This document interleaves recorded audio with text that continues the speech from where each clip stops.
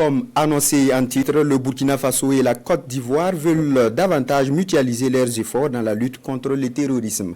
À la demande de la partie ivoirienne, les deux ministres en charge de la défense se sont rencontrés hier à Niankoloko. Ils ont longuement échangé sur les relations entre les deux pays et sur la gestion de la frontière en période de crise. La rencontre est sanctionnée par un communiqué conjoint. Dramane Guinée. Pont les Rabats.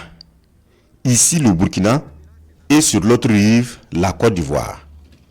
C'est à cette frontière que la partie burkinabé vient accueillir la délégation ivoirienne. L'équipe est conduite par le ministre d'État, ministre de la Défense et des anciens combattants, le général Kassoum Koulibaly. Le ministre délégué chargé de la sécurité et des chefs militaires. 9h35. La délégation ivoirienne est au rendez-vous.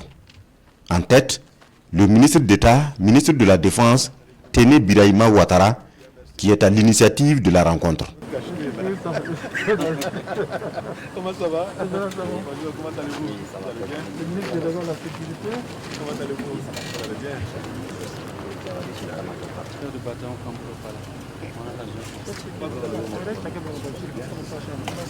Après l'accueil, direction la mairie de Niankoloko, conditionnée pour la circonstance avec une sécurité renforcée.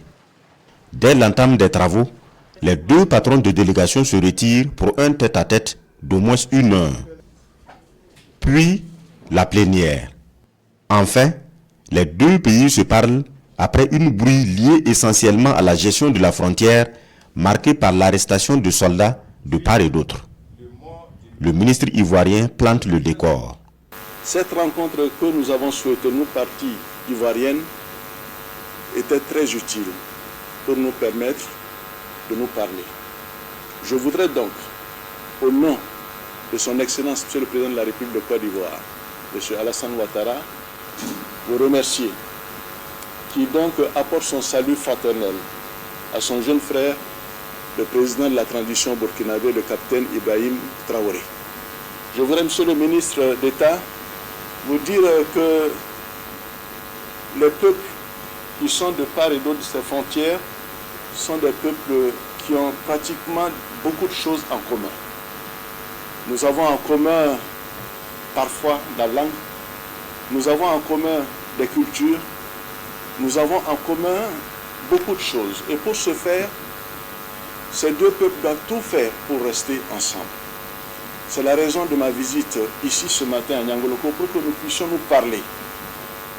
S'il y a des points d'achoppement, que nous puissions les régler, que nous puissions aller de l'avant. Les travaux démarrent loin des caméras. Plus de 6 heures d'échange, la rencontre accouche d'un communiqué conjoint paraphé séance tenante par les deux parties. Un communiqué gardé confidentiel, mais qui donne de l'espoir, selon les deux ministres d'État. Nous avons vraiment favorablement accueilli cette demande qui nous a été faite par nos collègues. Et grand merci encore pour ces gestes qui matérialisent une fois de plus la fraternité, les liens séculaires qui existent entre nos deux pays.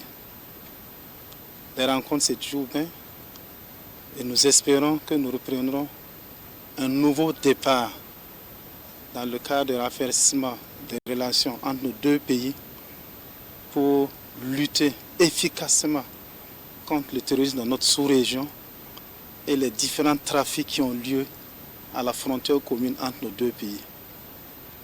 Que Dieu bénisse nos deux pays, que Dieu bénisse nos peuples et que nous puissions ensemble vivre heureux et joyeux. Je peux vous rassurer que nous quittons Niankoloko avec le cœur rempli de joie. Nous avons passé en revue tous les points des relations entre les deux pays. Et je peux vous assurer que cette réunion de Niankoloko donnera un nouveau départ aux relations entre le Burkina Faso et la Côte d'Ivoire. On ne peut que se féliciter de ce qui vient de se passer ce jour. Je n'en dirai pas plus. Et tout ce que je peux dire, vive la coopération, vive la fraternité entre le Burkina Faso et la Côte d'Ivoire. 5 points traités au cours de cette rencontre doivent connaître des avancées significatives pour pour le bonheur des populations. Les travaux prennent alors fin sous de bons auspices et la délégation ivoirienne est raccompagnée à la frontière.